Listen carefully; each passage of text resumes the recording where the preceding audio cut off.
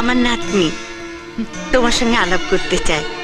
এই সোনালি, বিজয় তোর সামনে দাঁড়িয়ে কথা বল। নমস্কার।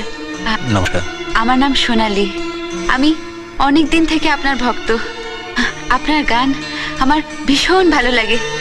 জানেন, আপনার সঙ্গে দেখা করবার অনেকবার চেষ্টা করেছি, কিন্তু কিছুতেই হয়ে ওঠেনি। আমার কি ভাগ্য দেখুন, আজ আপনি আমার সামনে দাঁড়িয়ে আছেন, অথচ আমি আপনাকে দেখতে পাচ্ছি না।